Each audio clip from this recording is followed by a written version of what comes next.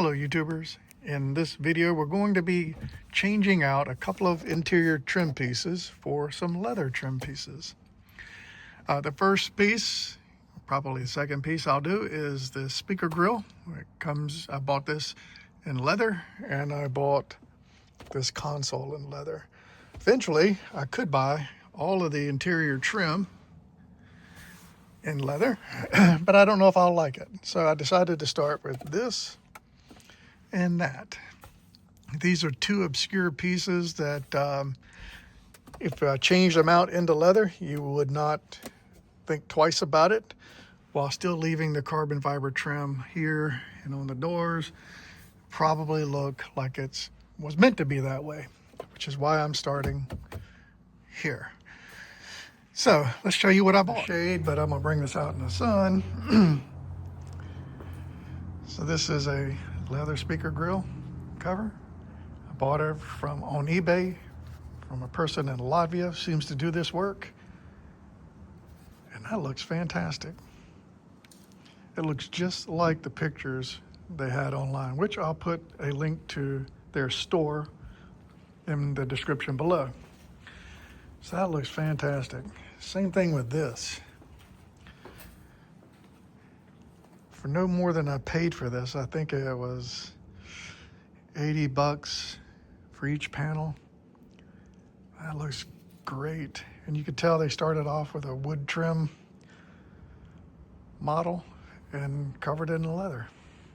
I think it looks fantastic. I think this will give the car an extra bit of something.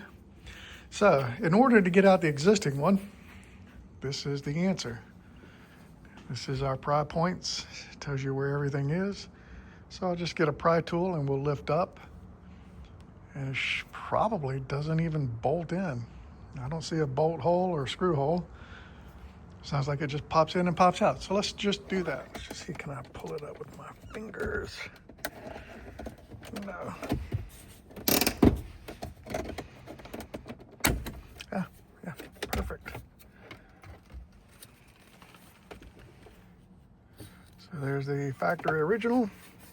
Let's take this here off. Oh no, it fits in there. You can see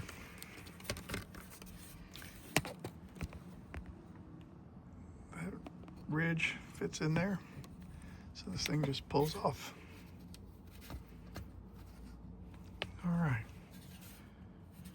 All right, I'll put that off to the side. And we'll mount our rubber, which sounded weird, onto this one.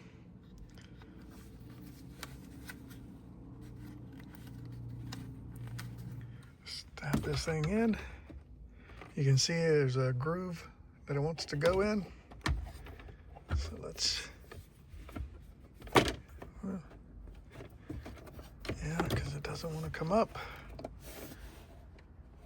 That's what it's going to look like when all is said and done. That is the right spot.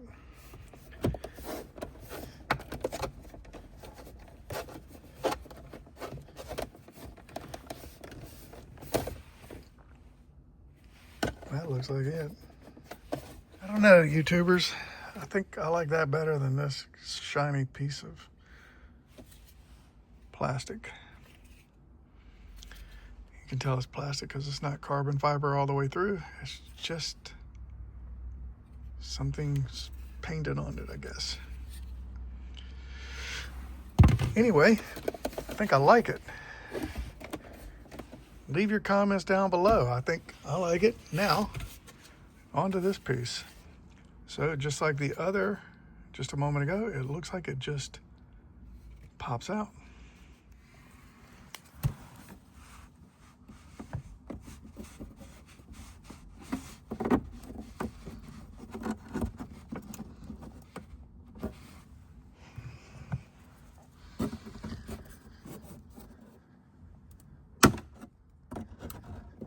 So the panel is up.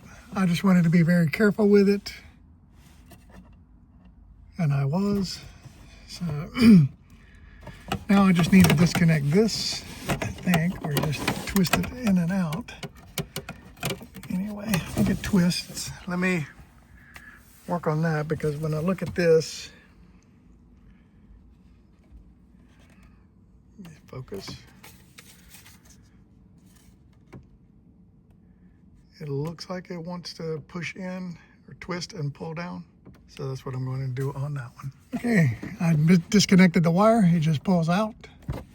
And this just pulls out. I used a pair of needle nose pliers and just grabbed it here and pulled it down. And that was all it took. Here's the original. You can see it just pushes in right there. And now let's unscrew that.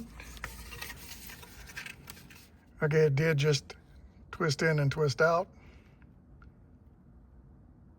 No problem. Just needed 2 hands. It was like it'd been there since 2009. So anyway, came out no problem. That is undamaged, in perfect condition. So now let's transfer everything to the leather. Now, I'm not gonna lie and tell you that was easy. That was not.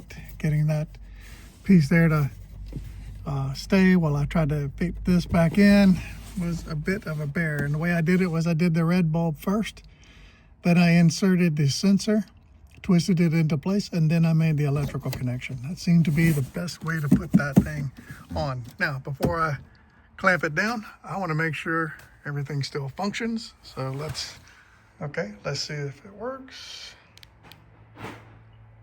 Light works, no problem.